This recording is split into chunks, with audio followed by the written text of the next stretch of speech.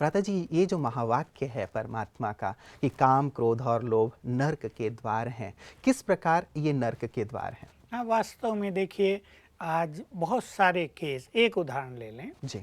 बहुत सारे केस जो कोर्ट में जा रहे हैं, बहुत सारे लोग जो जेलों में बंद हैं, हुँ। वो काम वासना और क्रोध के कारण हैं। जी। तो काम वासना और क्रोध ने, और लोभ, लोभ माना भ्रष्टाचार, इच्छाएं, धन इकट्ठा गलत ढंग करें। से धन इकट्ठा करना, लूट मार करना, जी। ऐसे लोग जेल भोग रहे हैं।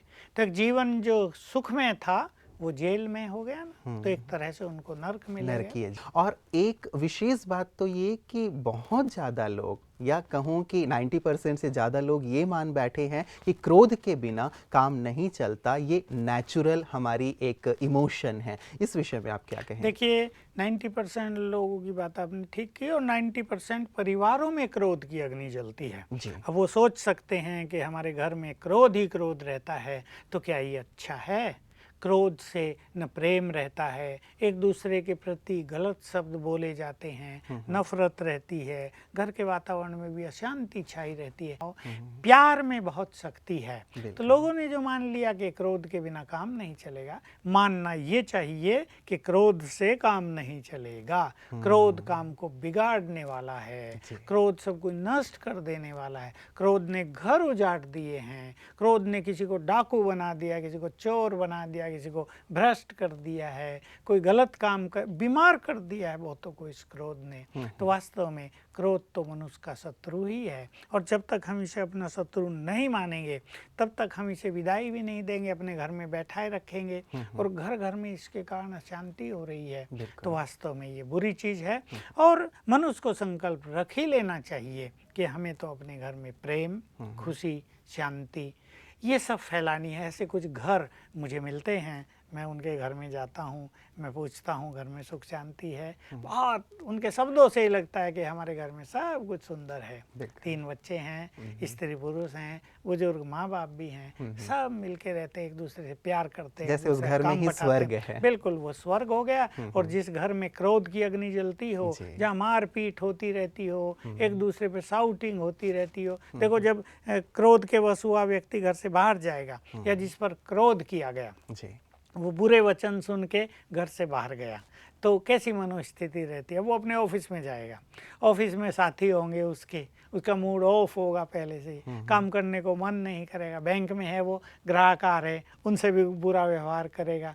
तो क्रोध की चेन ऐसी है जो अनेकों पर इसका प्रभाव पड़ता है। बिल्कुल। इसलिए इसको अपना महाशत्रु समझ के छोड़ना चाहिए, नहीं तो भगवान भला क्यों कहते कि ये तीनों नरक के द्वार हैं। बिल्कुल। तो अपनी शांति हम बनाए रखें, और शांति बनाए रख के प्रेम पूर्ण यदि कार्य करने की आदत डाल दें, तो ये सबसे सहज हो जाएगा हमारे लिए कार्य करना और कराना, ताकि हम उस क्रोध की अग्नि में जल के अपनी मानसिक शांति को ना खो बिल्कुल। दें। देखो, मैं एक दिन एक बैंक में गया, तो वहाँ एक व्यक्ति ऐसा ऐसा बोल के सबको खुश रखता था, अपने एम्प्लॉइज को, तो सबके अंदर एक खुशी की लहर छाई रहती थी। जैसे कि मैनेजर भी आता था, वो भी उसी खुशनुमा मूड में रहता था। तो मैं देखा इनको ना काम करने में थकान हो रही है, और सब प्रसन्नता का एकदम माहौल है। वही व्यक्ति अगर वहाँ दबाव बनाए रखें, तो दबाव में काम ज़्यादा नहीं होता है, दबाव में सफलता नहीं होती है। इसलिए हमेशा लक्ष्य रखना चाहिए कि हमें प्रेम से काम लेना है। प्रेम की शक्ति क्रोध की शक्ति से 100 गुनी ज़्यादा है। बिल्कुल। और एक टारगेट जो होता है वो भी अपने एम्प्लॉयज़ को बता ही दिया जाए कि भाई ये टारगेट है, हम सब प्यार से मिलके इस टारगेट को पूरा करेंगे। दबाव के साथ ही टारगेट पूरा करना है, ये कोई ज़रूरी नहीं है। अब ये बात तो खैर सर्वमान्य है भ्राता जी, सभी इस चीज़ को स्वीकार करते हैं कि भाई गुस्सा नहीं करना चाहिए और ये बुरी चीज़ है। लेकिन कैसे ना करें, ये जो जी प्रैक्टिकल इम्प्लीमेंटेशन की बारी आती है, वहाँ व्यक्ति थोड़ा सा ढीला हो जाता है या हार खा लेता है।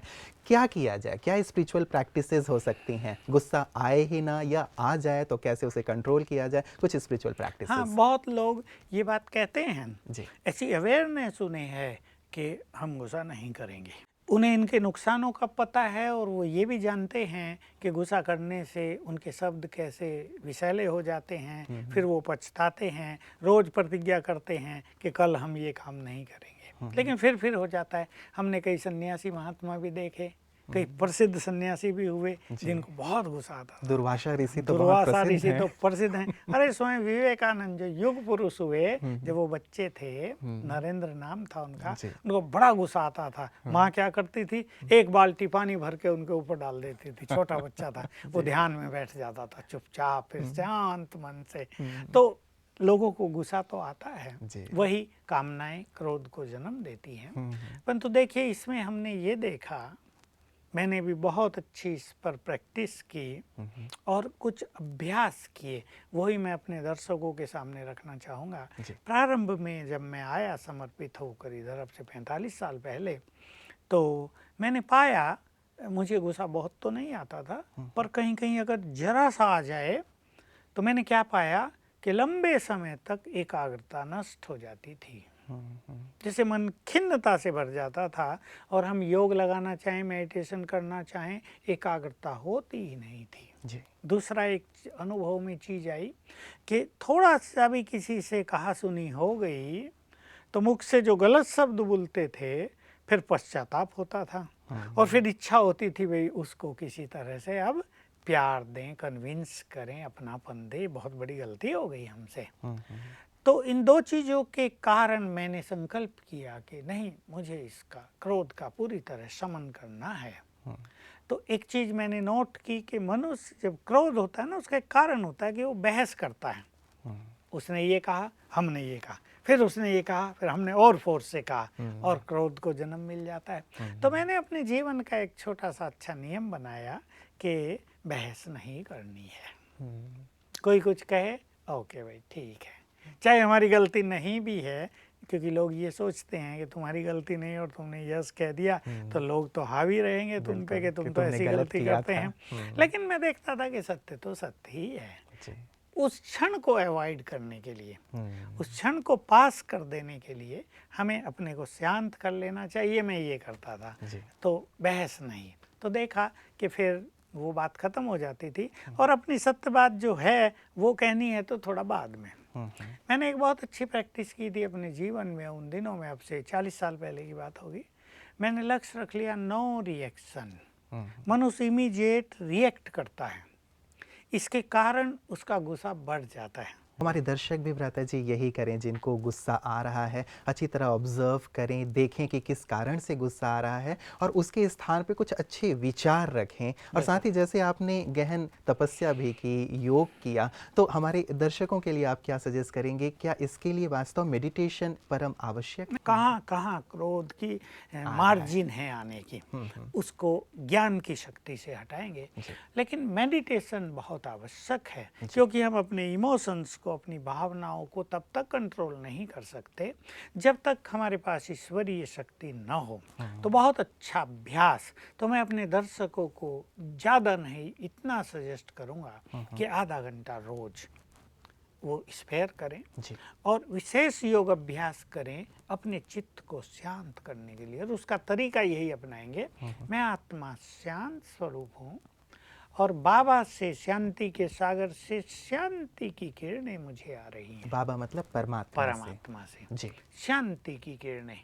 बस ये योग अभ्यास करते चलें और मन में एक संकल्प है सबकॉन्शियस माइंड में कि मुझे क्रोध से मुक्त होना है। तो क्रोध की जो अग्नि है उसको ये योग की अग्नि शीतल करती जाएगी। बिल्कुल। तो ये योग का अभ्यास भ्राता जी दिन में कभी भी किया जा सकता है या आप कोई टाइम सजेस्ट करेंगे? देखिए, अगर सवेरे करें तो सो बेटर, लेकिन नहीं तो इवनिंग में कर लें। 6, 7, 7:30 ये समय बहुत सुंदर होता है। जब सूरज ढलता है, प्रकृति शांत होती है, तो मनुष्य का चित्त शांत होता है। या सूर्योदय से पहले, और अगर मान लो कभी किसी को ऐसा समय नहीं होता, 8 बजे, 7 बजे, 9 बजे, ये भी टाइम अच्छा है योग करने का।